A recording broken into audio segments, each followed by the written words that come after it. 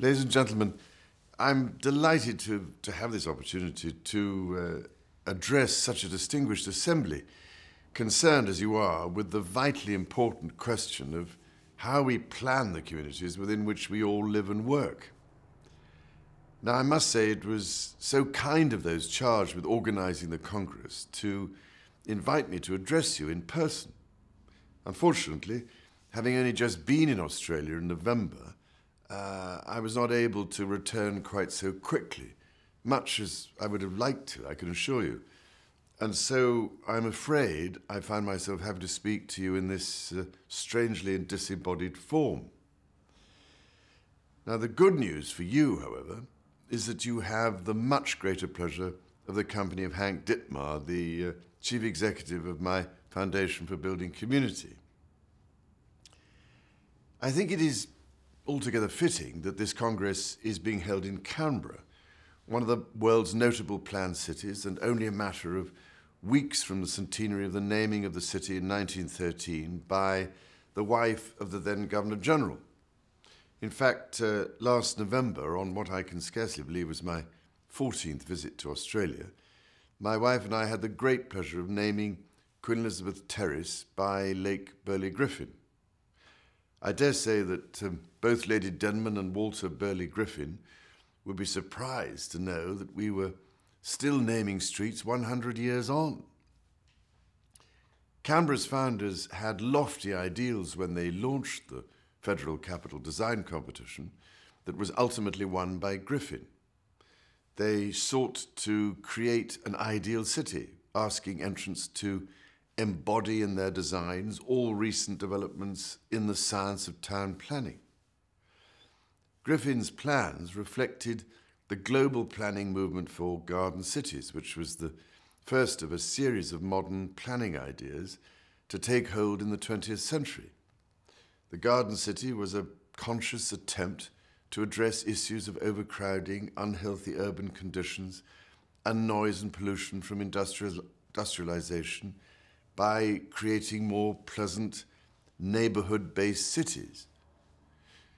In short succession, the garden city was followed by the garden suburb, the Radburn plan, the radiant city, and the tower in the park, which all in turn gave birth to sprawl and hyperdensity. For all of its many advancements, in many ways, the 20th century was also a time of rejecting ideas that had worked in the past and adopting new and often untried theories. The planning profession, therefore, came of age in a period of great change in technology, communication, and transportation, and attempts to address these developments often triggered the law of unintended consequences. One only has to look at failed experiments in public housing all around the world to see the disastrous impact of these experiments on people's lives. It is rather extraordinary to think that it was over 25 years ago that I first started on what turned out to be an extremely lonely road towards establishing my foundation, so that we could pursue what seemed then to be the lost, or at least fading art of community building. I believed then, as I do now, that the nature of the built environment significantly determines our quality of life. Indeed, I was glad to see your Congress program refer to city making as an art, for indeed it is, and it should be approached with the same gentleness and care. My foundation was established to foster that crucial dimension of the human spirit and human feeling in our thinking, designing, and practice that had been lacking in so much of the world's post-war development. I therefore wanted to create an organization to provide leadership in what it means to build harmoniously and in an environmentally friendly manner. I also wanted to ensure that the benefits of community planning, what my foundation calls inquiry by design, were better understood and better implemented. What we we seem to have lost in many cities around the world is the concept that how we build affects how we live, how we go about our daily business, how we interact with the people around us. One unfortunate trend of the last 100 years is that there has been a much greater emphasis on individual buildings, however remarkable or impressive, without proper consideration for their context or their interaction with the community.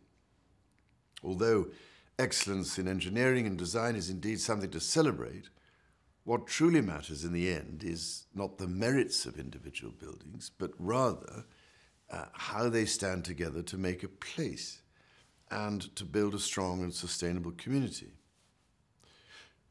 For what it is worth, my own interpretation of the neighbourhood formula is simple: a network of legible, interconnected streets that accommodate the car while celebrating the pedestrian, the principle of encompassing work, play, shopping and living in a harmonious way within walkable distances, and the pepper potting of affordable housing amongst those on the open market, all the while attempting to restore a sense of harmony, proportion, and above all, beauty into our everyday lives.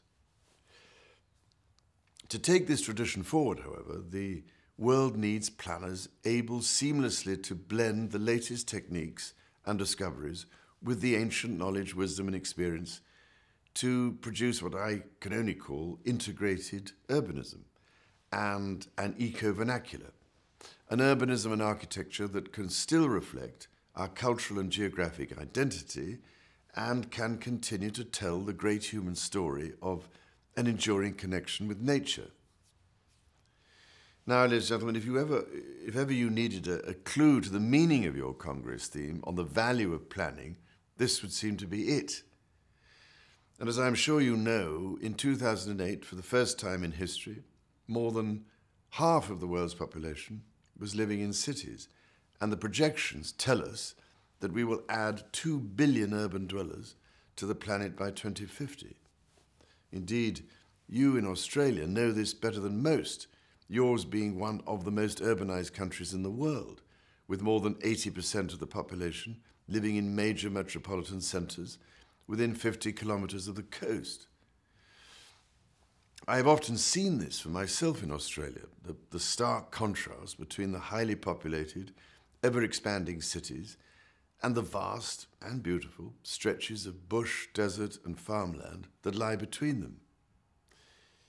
The overwhelming majority of the world's urban dwellers in 2050 will be living in your own global south.